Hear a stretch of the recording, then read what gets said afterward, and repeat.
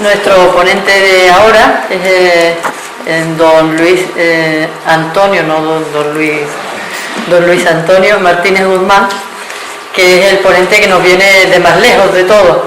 Ha hecho un larguísimo viaje anoche. Se define como abogado, activista y conferenciante, que diríamos nosotros. En cuanto a su formación, estuvo estudiando en Salamanca estudios en humanidades, filosofía, literatura, historia, latín y griego antiguo. También estudió licenciatura en Derecho en la Universidad Panamericana de Guadalajara. Es diplomado en Derechos Humanos y Personalismo en la Comisión de Derechos Humanos de Jalisco y especialista en bioética por el Centro de Estudios de Investigaciones en Bioética. En cuanto a su perfil profesional, ha trabajado en las oficinas cooperativas de Altos Hornos de México como director de Recursos Humanos, ¿sería? De Relaciones Públicas. De Relaciones Públicas. Después ha sido asesor de Asuntos Sociales del Gobierno del Estado de Jalisco. Y actualmente es secretario particular de la Cámara de Diputados del Poder Legislativo Federal.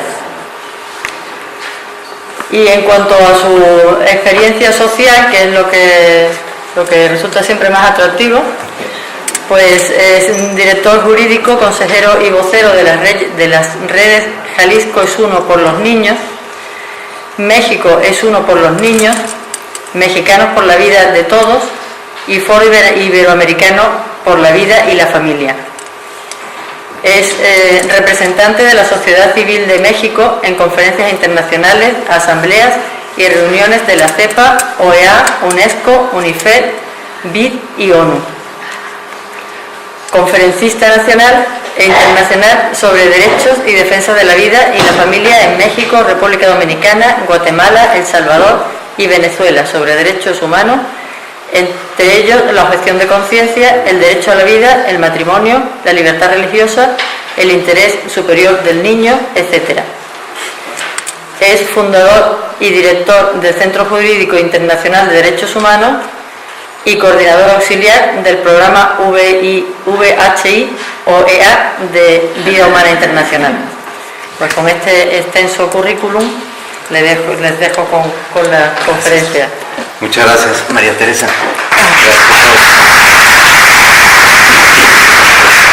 Muy buenos días, queridos hermanos, hermanas del sector sanitario y de la defensa de la vida y la familia.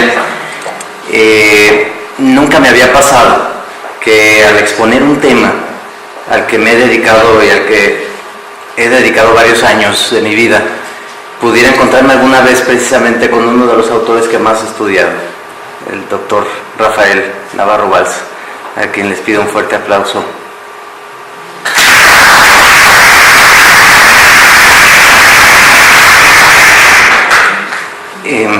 Tengo entendido que va a estar con nosotros en una mesa. El motivo por el que de parte de Vida Humana Internacional fui invitado a platicar con ustedes fue la aprobación en México precisamente de esta reforma a la Ley de Salud en materia de objeción de conciencia. En diciembre del año pasado se aprobó en la Cámara de Diputados de México la objeción de conciencia y hace 15 días se ratificó en la de senadores, en la Cámara Alta. Esta iniciativa fue presentada por la diputada Edith Martínez y pues el estudio de la iniciativa, la redacción y el impulso fue lo que me permitieron plasmar ahí en este tema legislativamente, es lo que hoy quiero compartirles. Voy a dividir el tema de más a menos deductivamente, empezando por algunos conceptos básicos, algunos conceptos primeros en los que se basa la objeción de conciencia, en los que queremos basarla. En primer lugar, la democracia. A fin de cuentas, la verdad, como decía la Veritatis Splendor, no es una creación de la libertad. Sin embargo, la sociedad en que vivimos es una sociedad en donde el respeto a la libertad de cada individuo constituye esencialmente la cuestión del gobierno que nos define en Occidente. En la democracia, sin embargo, la verdad acerca del bien no se concibe como algo común hoy en día. Es algo privado, algo individual. La democracia tiene el relativismo como la única garantía de la libertad. E incluso el relativismo pareciera el medio esencial para la libertad religiosa y de conciencia. Me he encontrado muchísimos autores en el estudio, en este camino, que referencian la historia de la objeción de conciencia como una cuestión que va desde una cuestión de una ley superior objetiva, la divina, que se pone por encima de la ley humana, a pasar en la época moderna a una cuestión referente a el pensamiento subjetivo y relativo de cada uno, que se pone por encima de una imposición común. En la democracia, sin embargo, debería existir un núcleo no relativista, un componente de verdad, pues el fin de la democracia es la salvaguarda de los derechos humanos, del bien común, y epistemológicamente los derechos humanos no están supeditados a la tolerancia y el pluralismo, sino que por el contrario es la tolerancia la que hunde su base en los derechos de la persona humana. La idea de bien y de verdad son rechazadas en las democracias, pues son un peligro para la libertad. Las mayorías suplen la verdad. El derecho natural es rechazado por su carácter metafísico. Incluso hay quien le llama al derecho natural como un fraude. El derecho comienza a entenderse entonces no como lo justo, pues hasta este concepto se convierte en dogmático, la justicia. El derecho se convierte en algo político que determina la mayoría. La democracia se vacía de su contenido para quedarse solo con lo formal. La forma de la democracia es la libertad. Su contenido ahora ausente es el concepto de bien, los derechos humanos, el bien común, el derecho mismo. A falta de verdad, se buscan acuerdos. No hay una búsqueda común de bien y de justicia. El bien mismo se vacía de sentido y ya solo hay verdades o bienes particulares que para armonizarlos, el de cada uno de nosotros, debemos por utilidad o por interés acordar una moral procedural. Una elección de valores basada en consensos es un procedimiento sumamente riesgoso, pues para lograr el consenso, y es lo que acabamos de vivir ahora que estuvimos en Lima, Perú hace 2 días, quien es el más fuerte es el que hace predominar su postura individual sobre los demás hasta lograr tal consenso. Esta visión ultraindividualista de la libertad se vuelve contra la libertad misma, pues es el más fuerte el que terminará imponiendo a todos su verdad, que ni siquiera, y esto es importante en el tema de la objeción de conciencia, el más fuerte coincide necesariamente con el más numeroso. El derecho no es una construcción convencional. Los acuerdos no son fuente independiente de derecho. La justicia sí lo es. La ley se convierte entonces en el resultado de la mayoría, o más bien de la fuerza, pues muchas veces nuestras leyes no están precisamente referidas a una mayoría que eligió a ciertos representantes. Diría Giovanni Sartori que a veces hacemos un acto acrobático de fe para decir que los que hicieron las leyes realmente nos hicieron más libres al votarlas. Pareciera que al elegir a 300 personas, a 200 personas, ciertos millones de personas, a través del voto de esos 300 pudieran realmente ser representados. En realidad, a la hora que cada uno de esos diputados emitió su voto, yo dudo seriamente si estaba votando en cada uno de sus representados. Yo dudo seriamente si nos estaba representando. Entonces es importante darse cuenta de la frontera que existe dentro de las democracias entre la libertad política y la opresión marcada por la libertad negativa, porque hemos referido la libertad como poder, el poder ser libre de los ciudadanos de cualquier imposición del gobierno, y esto va totalmente dirigido al concepto que tenemos de objeción de conciencia, y el poder del Estado para determinar lo que los ciudadanos han de resolver. En esta dialéctica siempre el más fuerte es el que gana, y precisamente el ciudadano es el que tiene desventaja. Una técnica totalitaria precisamente siempre ha sido el tratar de este estilo de libertad política como si fuera equivalente a participación política. Ahora hablamos, en vez de democracias representativas o una república representativa, hablamos de democracia participativa. Y ese ha sido uno de los errores de nuestras democracias: creer demasiado en el poder de la participación. El poder legislativo elige normas generales y el poder judicial a su vez es el encargado de aplicarlas a cada caso particular.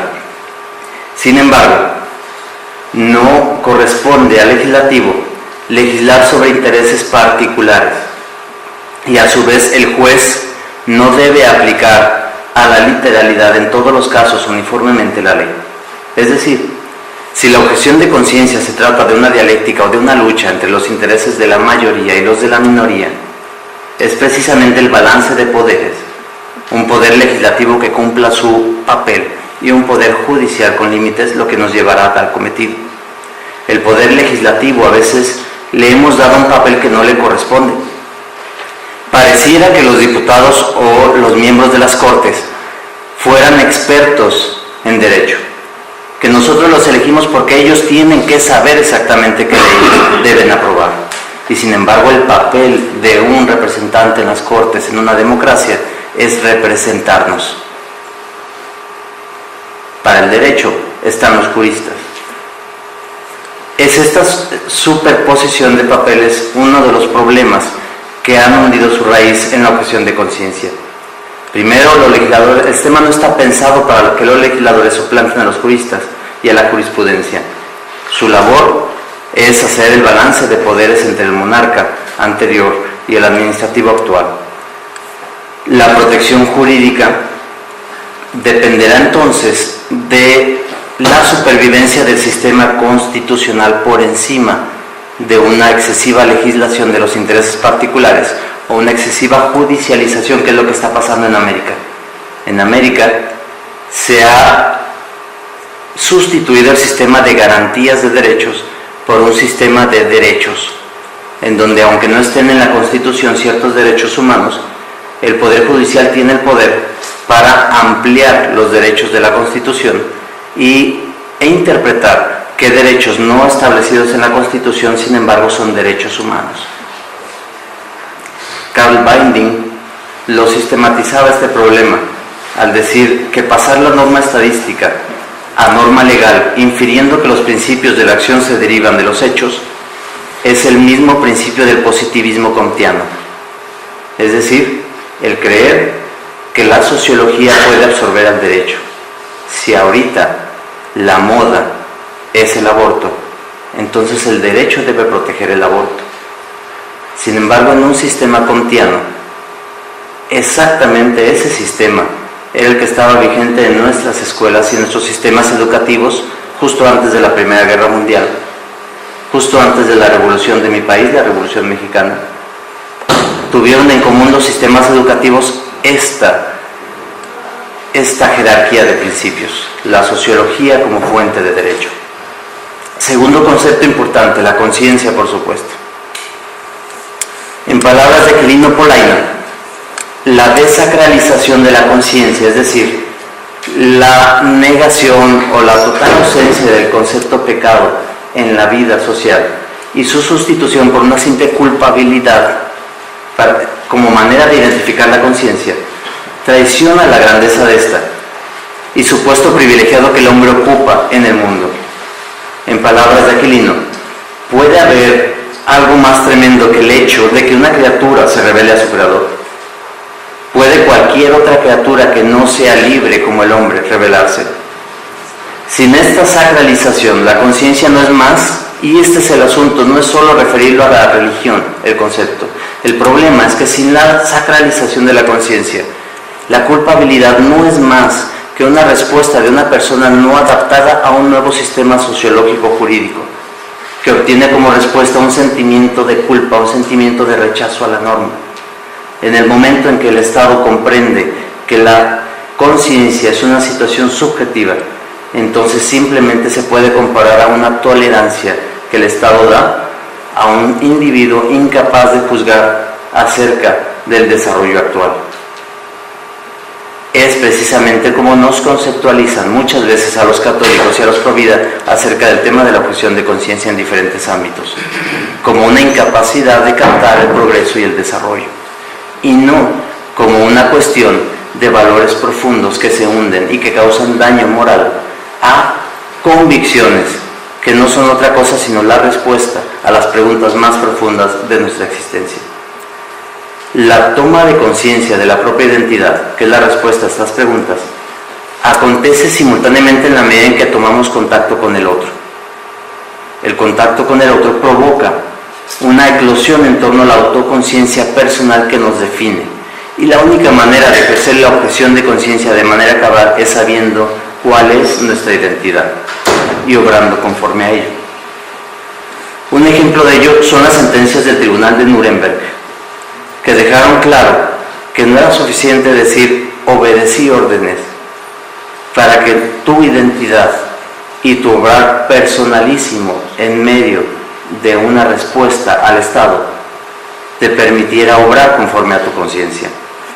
Es decir, por otro lado, la objeción de conciencia no tendrá como fin entonces la práctica de cierta pureza ética o estética, de cierta moral, como la felicidad, que es válida pero no es un fin en sí mismo, sino la afirmación del otro, de su existencia y de su bien. Por eso el doctor objeta en contra del aborto, no por su pureza ética, sino por el bien de esa mujer y del niño. Es la relación entre conciencia y acto humano, la relación entre mi identidad y la relación con el otro, la que hace que el derecho no pueda separar las creencias, que son mi identidad, con los actos, que son mi relación con el otro. Ese es el fundamento de la objeción de conciencia. Nemo impediatur, nemo cogatur. Nadie me puede impedir obrar conforme a mi conciencia y nadie me puede exigir obrar contra de ella. Cuando la objeción se condiciona a ciertas situaciones, terminan por anularla cuando tales situaciones o condiciones son ilegítimas. Es decir, como decía muy bien quien me precedió, Maribel, gracias María José, no se puede obrar con base en el temor. Por una parte, hablaremos del temor de los médicos a ejercer su objeción y lo que implica en cuanto a repercusiones, pero también el Estado, cuando se pone a limitar la objeción de conciencia, muchas veces actúa con base en el temor. ¿El temor a qué? El temor a que la objeción de conciencia generalizada pueda devenir en anarquía, pueda devenir en un servicio sanitario de poca calidad, etc. Y sin embargo, cuando un Estado teme que la objeción de conciencia devenga en anarquía, es precisamente una evidencia de que en ese Estado la democracia no está funcionando. Porque la objeción de conciencia es para aquellos para quienes la norma general provoca un daño moral. Y si aquellos no son minoría, entonces la ley no fue hecha conforme a la democracia. Entonces, el problema para fines prácticos no sería del objetor, sino del Estado mismo, del programa mismo, de la ley misma que se está objetando.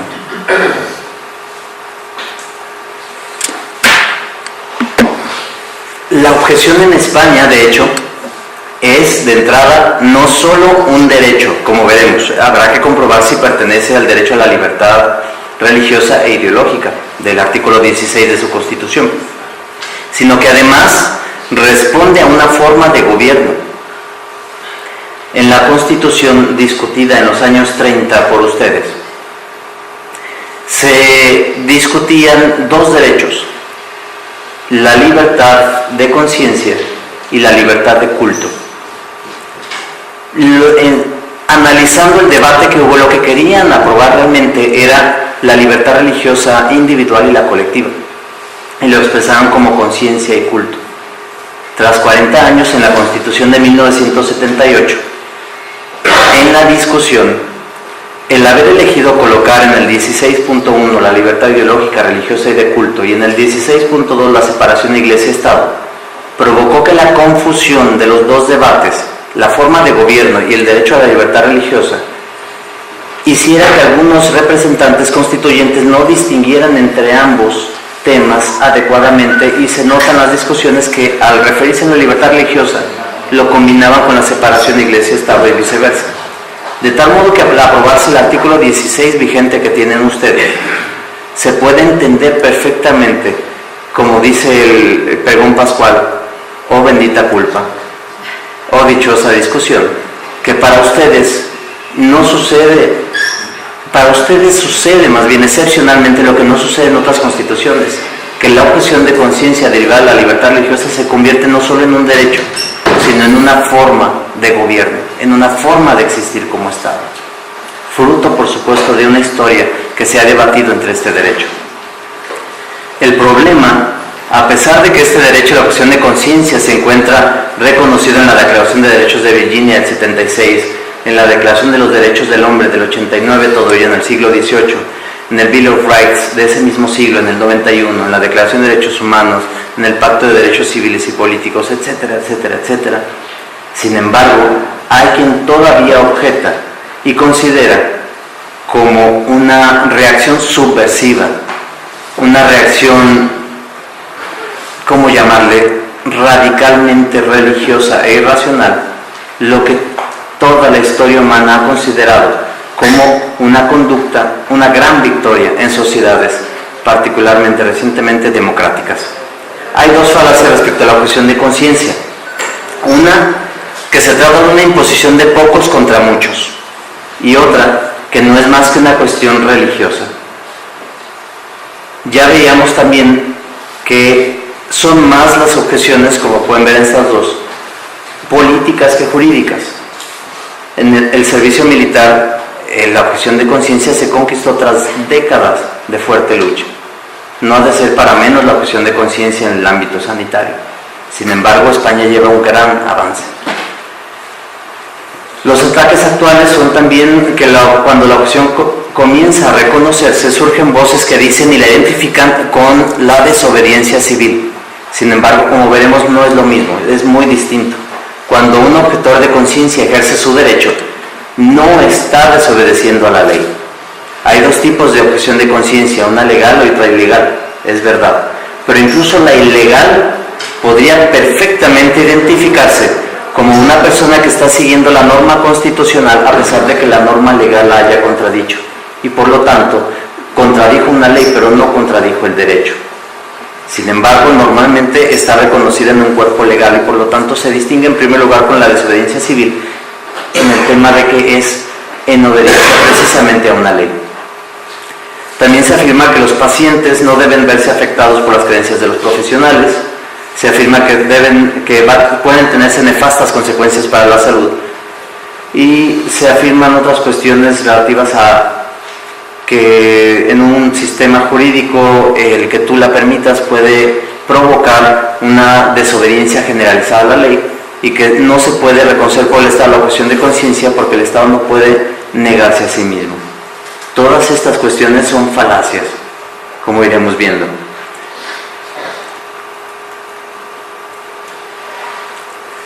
Para ello vamos a, antes de entrar a la objeción de conciencia en sí misma y su naturaleza, analizar brevemente la cuestión de la libertad religiosa.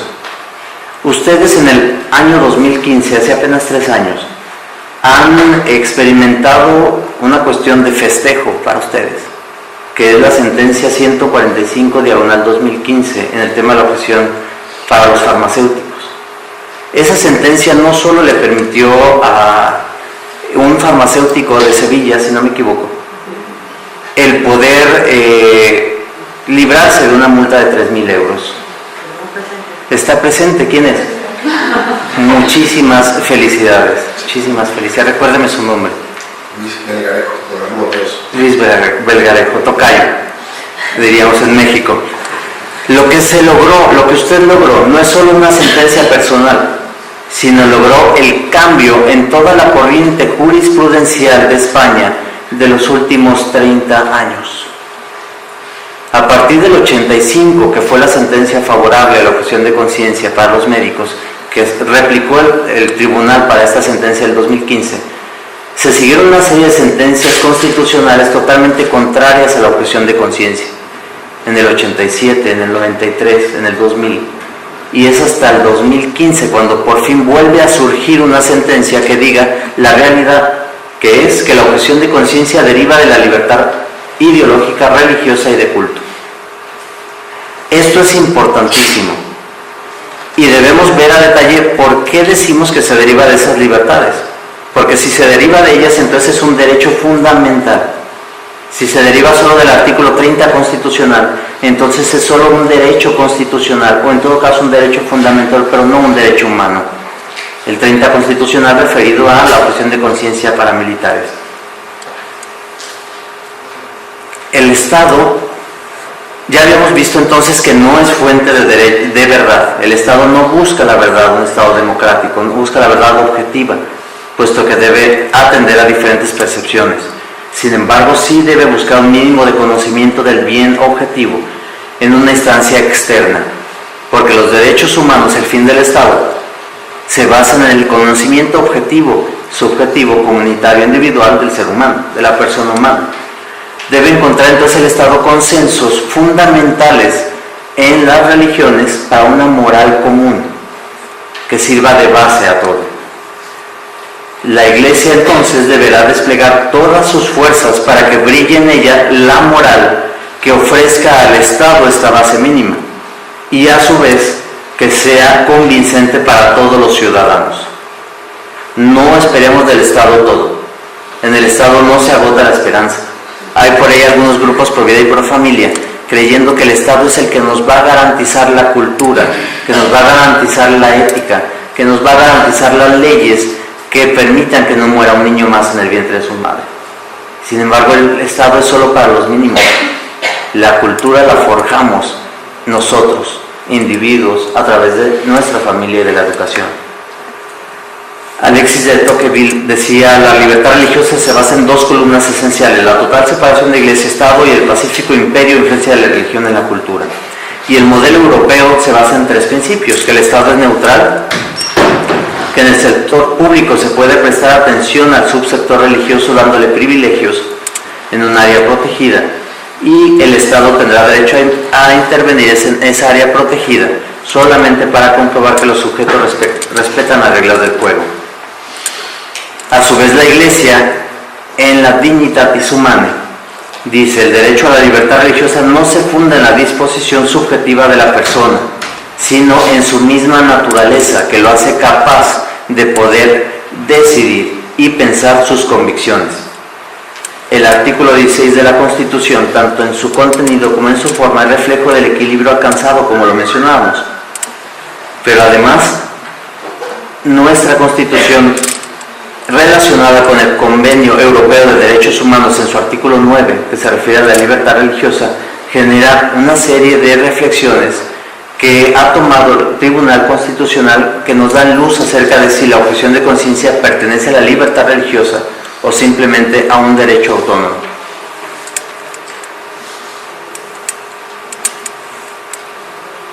El artículo 2b de la Ley Española de Libertad Religiosa, la Ley Orgánica 7 de 1980, el 4 de junio, contempla lo siguiente: no se obliga a practicar actos de culto o recibir asistencia religiosa contraria a las convicciones personales.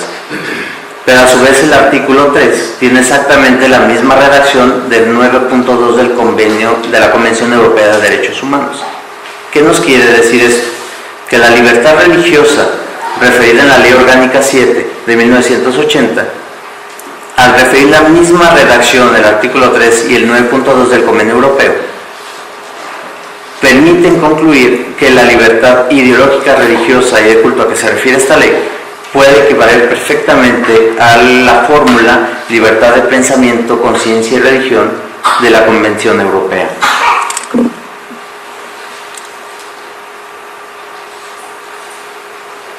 Por su parte, la Ley de Objeción de Conciencia, la 48/1984, establece clara y explícitamente en su prólogo que la objeción de conciencia se fundamenta en el reconocimiento constitucional de la libertad ideológica, religiosa y de culto del artículo 16 de la Constitución. Esto es importantísimo. La sentencia 145-2015 se basó, y la única manera de haber protegido a los farmacéuticos fue con base en que la objeción de conciencia sí es una expresión de la libertad religiosa como derecho humano. Si no fuera así, si la libertad religiosa no fuera derecho humano, entonces hay varias consecuencias. Las personas jurídicas no tendrían objeción de conciencia, puesto que los derechos de las personas jurídicas son en base a los derechos humanos. Y si la objeción de conciencia no es un derecho humano, no puede aplicarse por analogía legis a la persona jurídica. La verdad del derecho a la libertad religiosa permanece también, dice el Vaticano II, en quienes no cumplen la obligación de buscar la verdad y adherirse a ella. Según Ruffini, el Estado no toma partido ni por la fe ni por la incredulidad, ni por la ortodoxia ni por la heterodoxia, asume solamente el compromiso de asegurar el libre ejercicio de la decisión de cada uno. El artículo 10.1 de la Constitución española establece la dignidad de la persona, los derechos inviolables inherentes, el libre desarrollo de la personalidad, el respeto a la ley y a los derechos de los demás como el fundamento del orden político y la paz social. Partiríamos también de aquí, de este artículo, para demostrar entonces que la libertad, la objeción de conciencia es fruto de la libertad religiosa. Si la dignidad de la persona, es decir, el personalismo, es el fundamento del orden político, y con base en el artículo 1.1 de la Constitución, el orden político es el Estado social y democrático, por lo tanto el Estado social y democrático tiene su base en la dignidad de la persona humana. La dignidad, por lo tanto el fundamento del sistema social y el Estado es la dignidad de la persona humana, y no se puede concebir la persona sin la inexorable relación entre conciencia y ley. La libertad de conciencia está por tanto implícitamente consagrada no solo en el 16.1, sino también en el 2, en el artículo 2, en relación con el artículo 10.1 y el 1.1. Además, el artículo 30.2, la objeción de conciencia militar, y la cláusula de conciencia para periodistas del 20.1, según el Tribunal Constitucional, la libertad de conciencia y libertad de pensamiento son dos modalidades contenidas en el derecho a la libertad ideológica, en su sentencia del 19/1985, y además aclara incluyen libertad de acción. Es decir, en sentido horizontal, la libertad ideológica no constituye una mera libertad interior, sino, según el Tribunal Constitucional, también una manifestación externa que no se agota en lo oral y escrito, sino en las acciones, en la práctica. Es la dimensión externa del agere licere de la ley, sin sufrir por ello sanción ni demérito. Y hay múltiples sentencias del Tribunal Constitucional que lo avalan. La libertad ideológica va de más a menos en la Constitución de ustedes. La libertad religiosa está incluida en la ideológica. En todos los tratados se reconoce la libertad de conciencia, pensamiento y religión. La creencia entonces aparece como alternativa a religión, por lo tanto no es lo mismo. La libertad religiosa es la que incluye a la libertad ideológica es la que incluye la libertad de pensamiento y de conciencia en la libertad religiosa. Lo que incluye la libertad religiosa al separarla de la ideológica es la referencia a Dios. En la ley de objeción de conciencia el preámbulo dice: el reconocimiento constitucional de la libertad ideológica, religiosa y de culto implica, más allá de la protección del derecho de las personas a sustentar la ideología o religión que libremente elijan, la consagración del derecho a que los comportamientos personales se ajusten, en cuanto no lesionen ningún bien social, a las propias convicciones. La libertad de conciencia está, por tanto, implícitamente consagrada, según todo este lineamiento, en el 16.1, en relación con lo que habíamos comentado, y por tanto tiene tres dimensiones: libertad de opiniones, de ideas y creencias, libertad para expresarlas y libertad para comportarse de acuerdo con ellas. Es decir, la libertad de conciencia se convierte, por esta referencia a los 4 artículos que hemos dicho, más los 2 artículos secundarios, el 30 y el 20, no solo en un derecho humano derivado de la libertad religiosa, sino también, como ya dijimos, en una forma de gobierno, y además, por esta reflexión, en un principio constitucional de primer orden. La objeción de conciencia, por tanto, cuando es negada, no se refiere a argumentos jurídicos su negación, sino al gran temor político y jurídico, pero temor no argumento, existente en el hecho de que cuando un tribunal llegue a decir que la objeción de conciencia tiene ese carácter, indefectiblemente se estaría refiriendo a un justnaturalismo incapaz de negar, y un tribunal constitucional actual no sería capaz de eso. Ni el artículo en cuanto a las personas jurídicas, ni el artículo 16.1, ni el 6 que se refiere a los partidos, ni el 7 que se refiere a los sindicatos, consagran asociaciones distintas, se refiere al mismo derecho de asociación. Afirmar que la Ley de Derecho de Asociación del 2002 de España no aplica para confesiones, partidos y sindicatos, que es uno de los argumentos a la objeción de conciencia de personas jurídicas, es como decir que una ley específica carece de todos los derechos que otorga una ley general. Por poner un ejemplo, el Código Civil que aplica a España es general, el Código Civil de alguna comunidad autónoma es particular. Si en algo se contradicen, o si la ley específica regula algo que también regula la general, no quiere decir que la comunidad autónoma no goce los derechos que están en la ley general también, sino que goza todos ellos, pero además primero los específicos. Es decir, todos los derechos que la ley de asociación se refiera a cualquier persona jurídica aplican también a las religiones, aplican también a los partidos y aplican también a los sindicatos. Y esa ley reconoce los derechos fundamentales para las personas jurídicas. Si ustedes ahorita abrieran la página del Tribunal Constitucional y se van a un área que dice antología, si no me equivoco, antología de sentencias, es preciosa esa página, ojalá tuviéramos algo así en México. La página ilustra una serie de círculos concéntricos refiriéndose a temas. Tú le das clic a la página de derechos, al círculo de derechos fundamentales, y te aparece como si fuera una constelación planetaria, un montón de círculos con diferentes subtemas, y le das clic y te va llevando. Si se metieran ahorita a esa página y fueran llevando a los principios de los derechos humanos, al titular de los derechos humanos, a la personalidad jurídica, se encontrarían al final de todo con un círculo de varias sentencias que se refiere a las personas jurídicas. Si le dan clic y abren cada una de todas las sentencias, se van a encontrar con que todas ellas, sin excepción, afirman que las personas jurídicas gozan de los derechos humanos fundamentales por relación a las personas que los integran. Es decir, no hay manera jurídica de negar la objeción de conciencia a un hospital, aunque sea público. Por supuesto que sí va a tener una regulación y límites que ahorita veremos, pero sin embargo decir que no existe la objeción de conciencia para instituciones o personas jurídicas sería más bien por cuestiones de temor, de falta de convicción a la hora de regular la cuestión.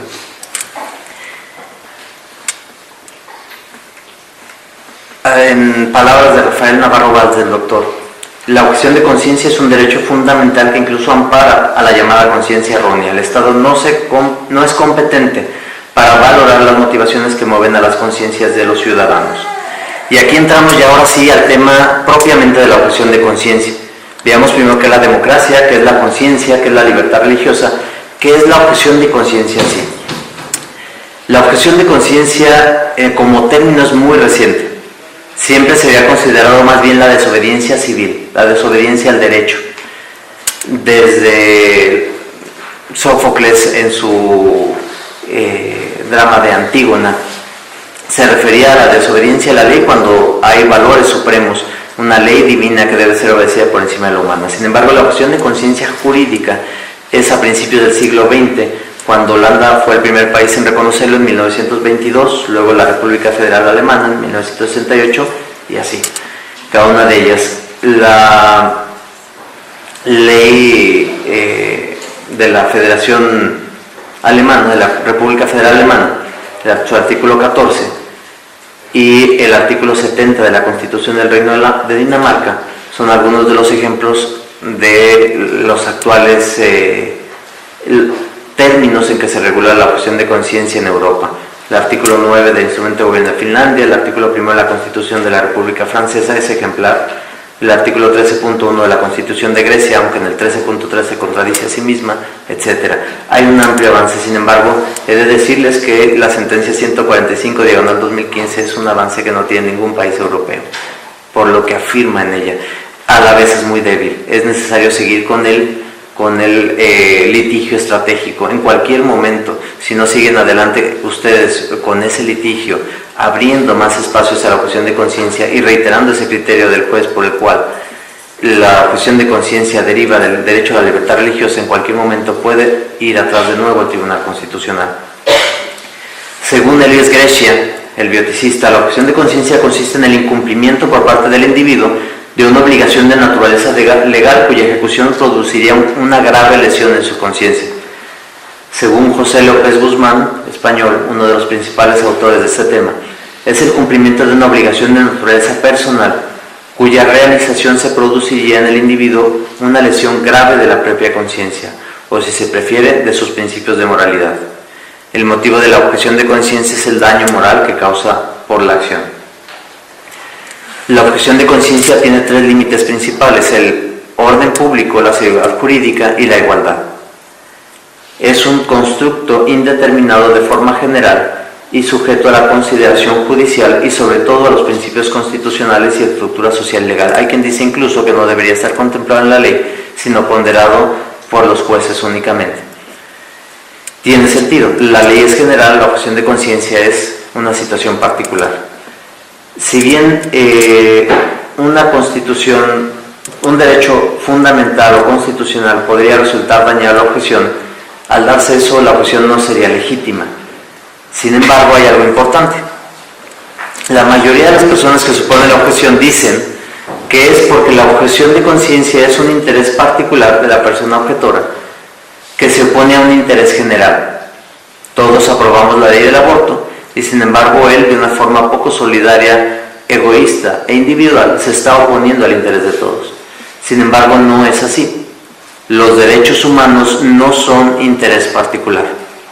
Mi derecho humano a actuar conforme a mi conciencia pertenece al orden del derecho público, pertenece al orden público. Entonces, igual derecho público, fundamental y humano es el tuyo a ser representado como el mío a ejercer y actuar conforme a mi conciencia. El Estado, sin embargo, puede condicionar la objeción, derivado de su facultad de tutelarla. La condición legítima no va a ser aquella que trate de pedirle al personal sanitario o al doctor que diga algún argumento válido, según el Estado, para objetar. Las condiciones que ponga el gobierno no debe ponerlas para pedirle al objetor que su razonamiento sea certero, que tú me digas por qué estás objetando. Las únicas dos razones por las cuales el Estado podría condicionar la objeción serían: uno, para ver la autenticidad del objetor. Es decir, si voy a objetar en contra de una ley de armas, pero tengo licencia de portación de armas, el Estado sí puede revisar esa sinceridad.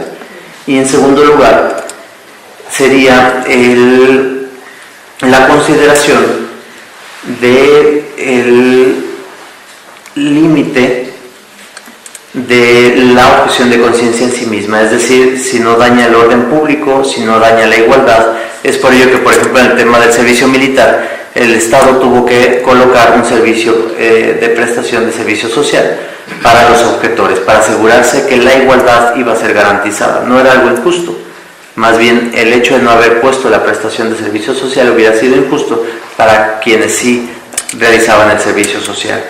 Sin embargo, en el caso del personal sanitario, no realizar un aborto no presenta ventaja alguna, no presenta alguna ganancia que ponga en ventaja al objetor por encima de los otros doctores. Al contrario, presenta un riesgo y presenta muchas veces detrimento económico, que dejan de percibir lo que otros doctores sí perciben. Es por ello que el Estado, en el caso de la objeción de conciencia al aborto, en la sentencia de la ley 417, si no me equivoco, la reforma del artículo 417, no colocó ninguna prestación, ninguna regulación a cambio de la objeción de conciencia. La raíz de los problemas de la objeción de conciencia deriva muchas veces de una concepción equivocada acerca de ella. Se le percibe como si se tratara de una desobediencia civil, como hemos dicho. Sin embargo, la desobediencia civil es una defensa política y la objeción de conciencia es una defensa jurídica, individual. La desobediencia civil persigue la anulación de la norma. La objeción de conciencia, muy importante, no persigue la anulación de la norma. La desobediencia civil admite que puede haber alguna sanción. En la objeción de conciencia no debe haber sanción alguna. En la desobediencia civil los motivos son morales o políticos y puede haber desobediencia civil directa o indirecta. Y en la objeción de conciencia los motivos son solamente de motivos morales, de convicciones personales, y solo puede ser directa. Solo puede objetar en conciencia quien está directamente relacionado y obligado por la norma que se objeta. Si yo soy taxista y no me parece el aborto, no puedo ser objetor de conciencia contra el aborto, porque jamás voy a realizar un aborto. El párrafo 79 de la Gaudium et Spes, la Constitución Pastoral, menciona la razonabilidad de que las leyes tengan en cuenta a los objetores. A su vez el Donum Vitae, Evangelium Vitae también, en el número 74. Pero la gran pregunta es entonces si es un derecho fundamental, un derecho humano o un derecho constitucional únicamente.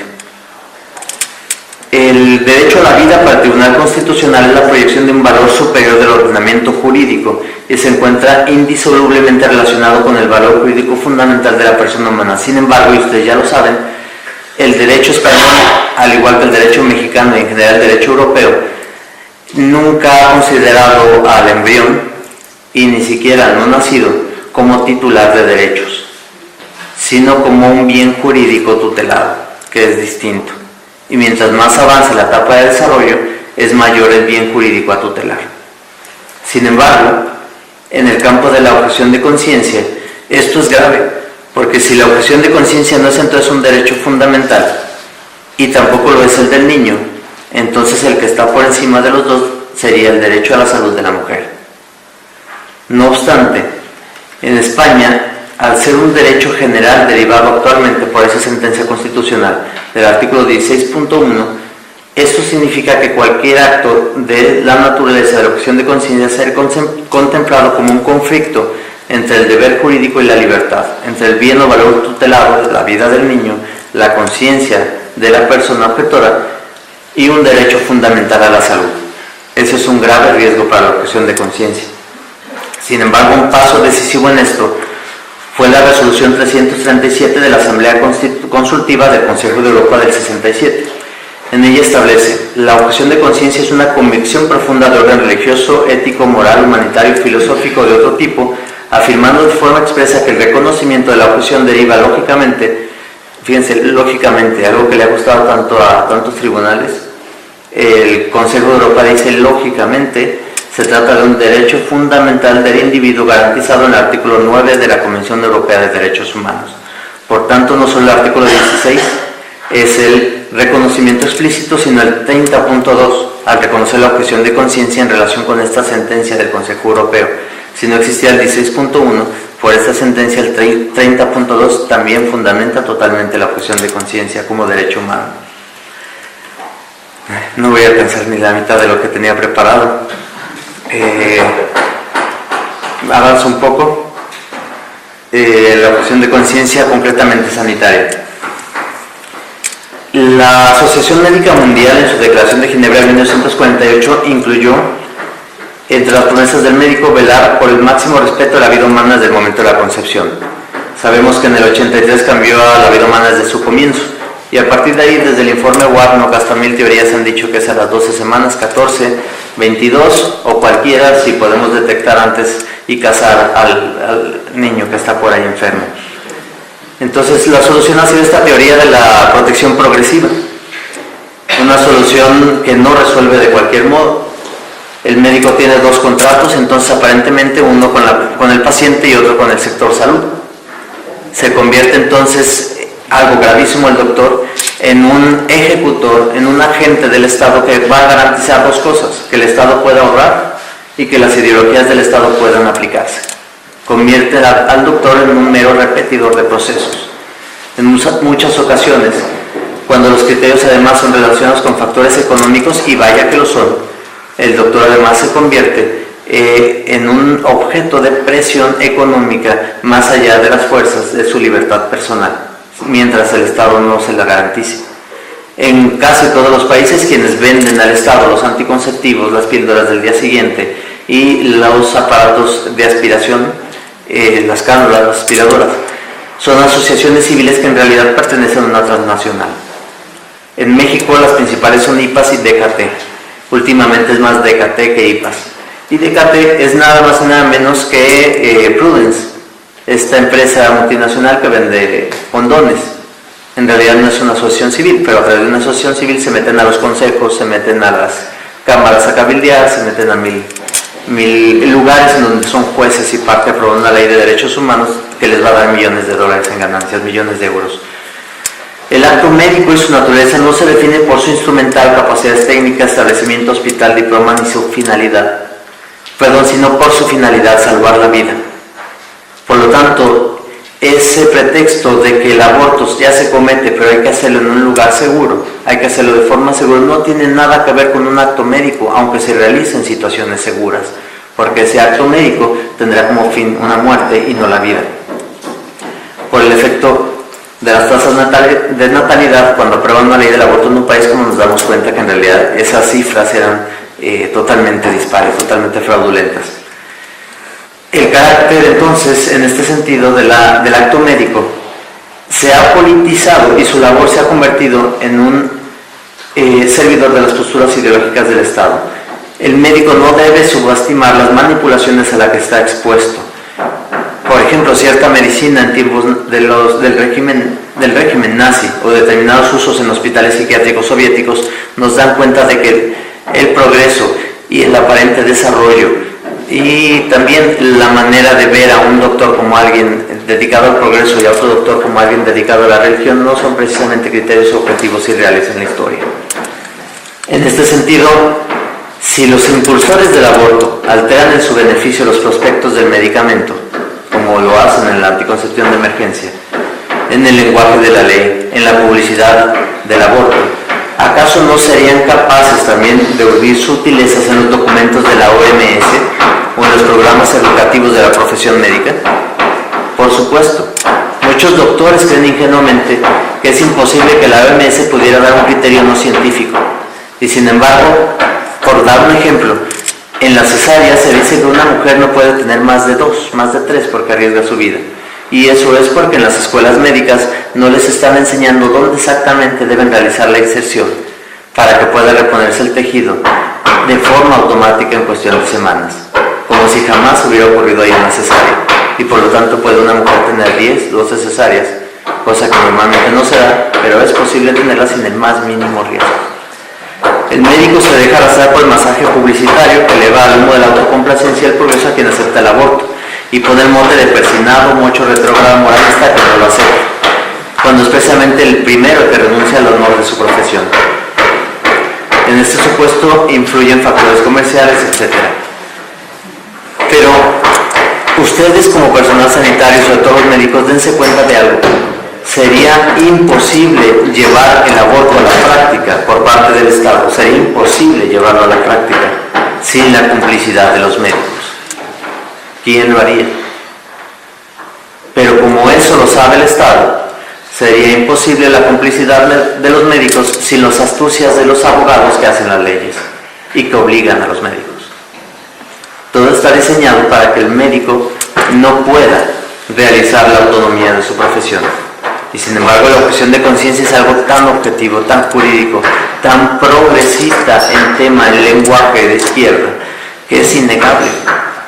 Cuando se niega es por miedo a que se descubra que la democracia en realidad no lo es tal. Casi en todos los países latinoamericanos el aborto se está aprobando por protocolos de salud que no se aprueban en las cortes, se está aprobando por decisiones judiciales particulares que luego llevan a jurisprudencia general, pero jamás se ha aprobado una ley del aborto en México o en América o en muchos países de la Unión Europea también por vía necesariamente legislativa. De cualquier modo les dejo el documento que traigo, consta de casi 30 páginas y no voy a, desde luego, alcanzar a comentarlo ahorita con ustedes. Me paso al tema del aborto ya para terminar y luego darles una serie de propuestas, recomendaciones jurídicas que les preparé, sin duda hechas por alguien que no conoce a 100% el país, pero que con mucho anhelo, motivación, cariño he querido estudiar para ustedes. La decisión en torno a si el nascituro es titular del derecho a la vida o simplemente un bien jurídico es innecesaria.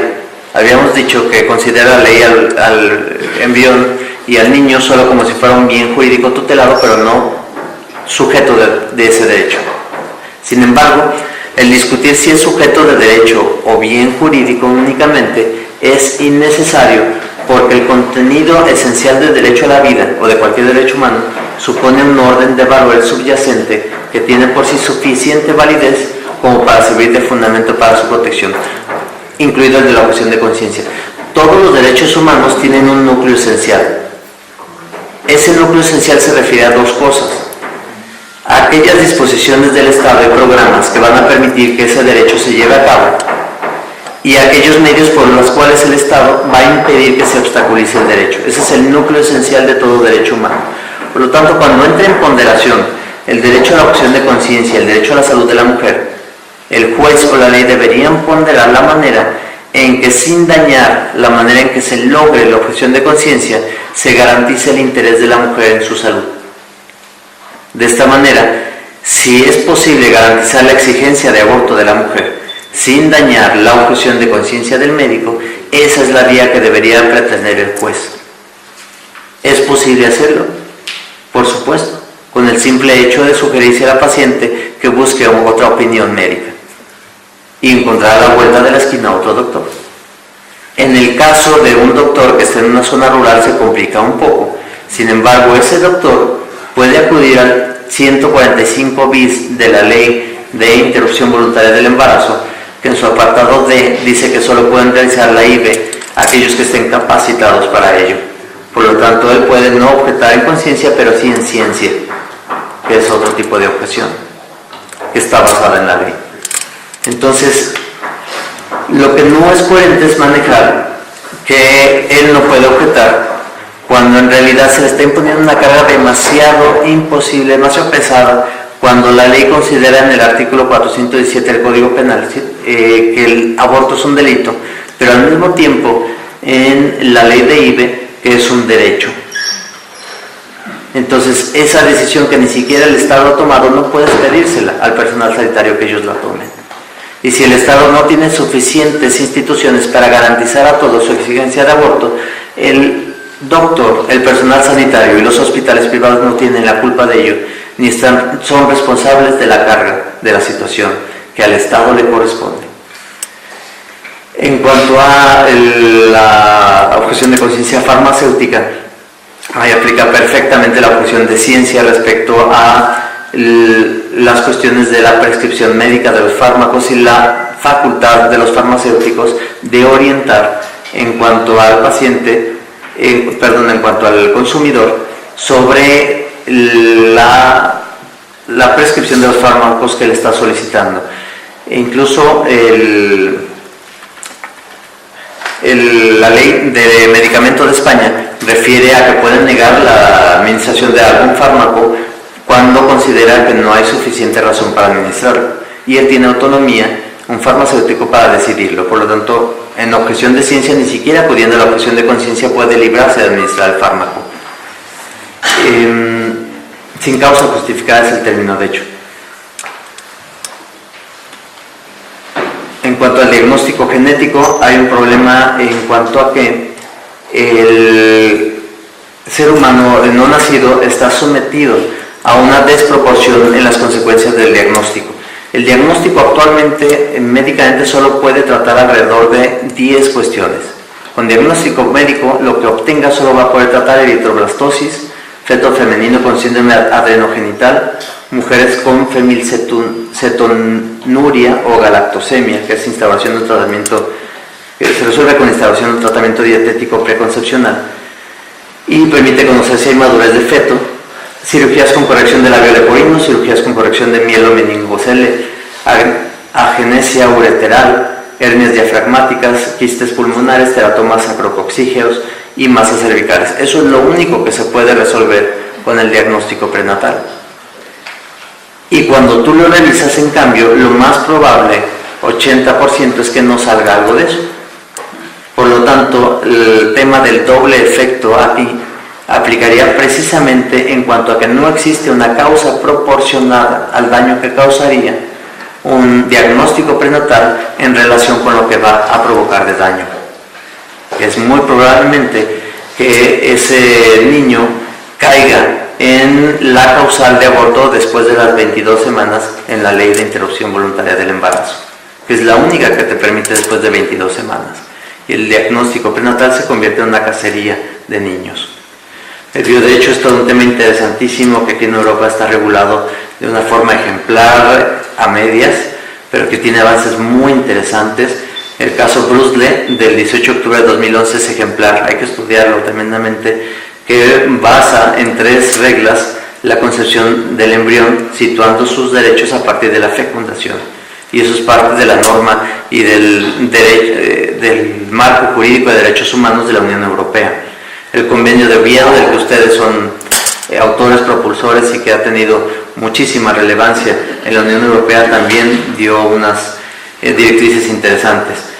Y en cuanto a ley local, la ley valenciana es muy interesante, puesto que da al embrión desde la concepción titularidad de derechos.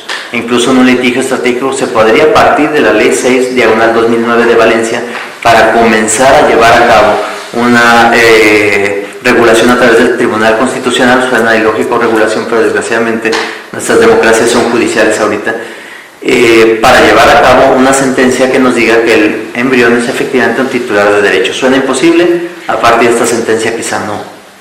En cambio, la ley de Andalucía de 2007, la 1/2007, hace una ficción de derecho por la cual considera el embrión sujeto de derechos, pero sin embargo incluye un término que es el embrión somático, que es una construcción de un embrión medicamento, parecido a la oveja Dolly, en donde conviertes un embrión, pero que sin embargo es un embrión humano, y al llamarle embrión somático lo excluye de los derechos del embrión humano.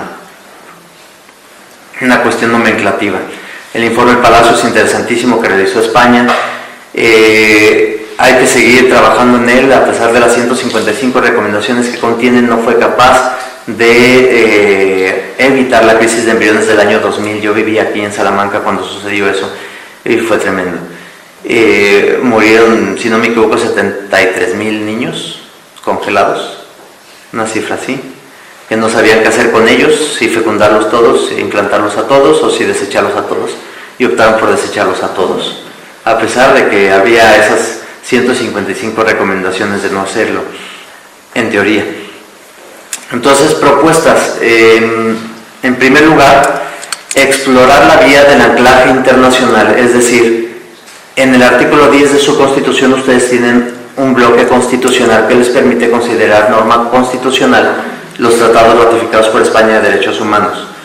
Si ustedes extendieran un poquito el bloque constitucional, permitiendo que los acuerdos internacionales, y no solo los tratados, solo en materia de libertad religiosa, fueran tema constitucional, automáticamente ustedes estarían permitiendo que el acuerdo entre España y la Santa Sede del 3 de enero de 1979 se convirtiera, por remisión material, en derecho español. Que el derecho canónico se convirtiera para instituciones religiosas, hospitales basados en la religión católica, escuelas, en derecho común. Entonces valdría la pena explorar esa posibilidad. Actualmente no se puede porque no es un tratado, conforme a la Convención de Viena, y además la manera en que se hizo requeriría una redacción en ley de ese acuerdo, puesto que no tiene una concreción, a diferencia de la manera en que se hizo el acuerdo entre el Islam y el acuerdo entre el pueblo judío, que no requieren una redacción en ley. Ese acuerdo automáticamente pasa a ser ley, pero tienen una desventaja. Como pasó a ser ley, esos dos acuerdos en cualquier momento pueden derogarlos, y en cambio el acuerdo que se hizo con la Santa Sede se necesita hacer un tratado internacional para poder derogarlo. Entonces es más fácil acudir por la vía del artículo 10 para convertirlo norma constitucional.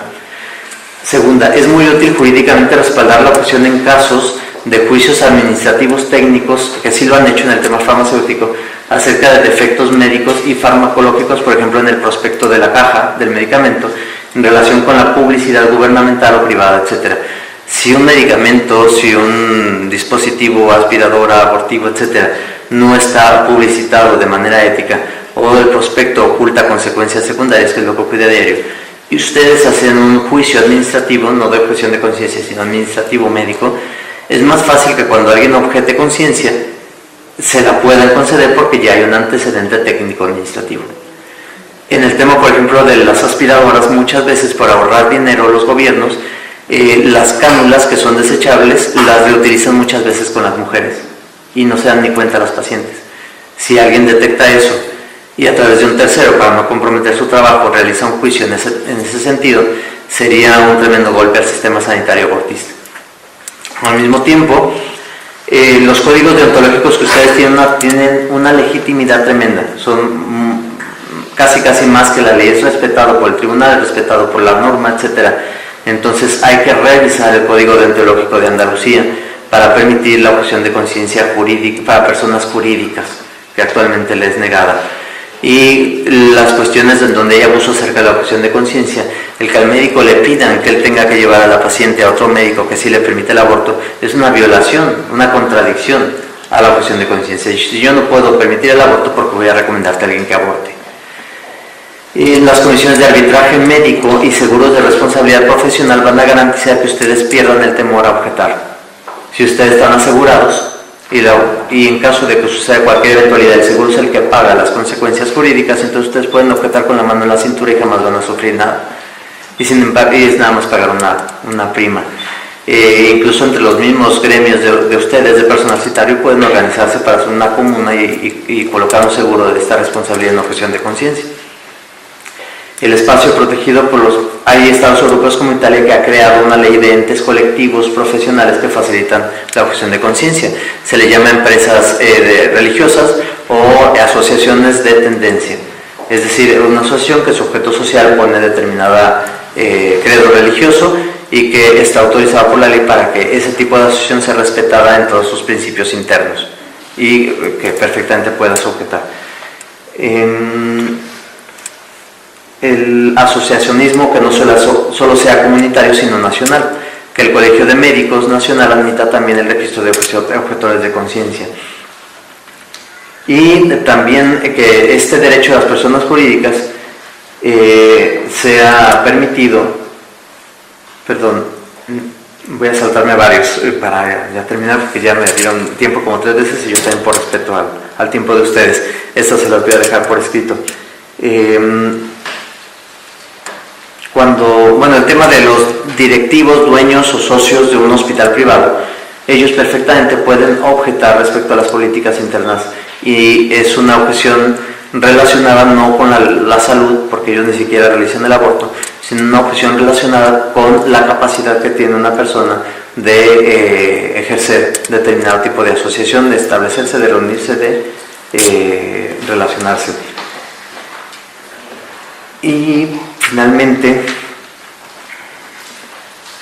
ha habido intentos de comunitarizar en la Unión Europea algunos derechos fundamentales del tercer pilar del Tratado de Maastricht, y a partir del Tratado de Ámsterdam del 99, comunitarizaron el asilo, inmigración, cruce de fronteras, lucha contra el fraude, cooperación aduanera, cooperación judicial en materia civil, etc.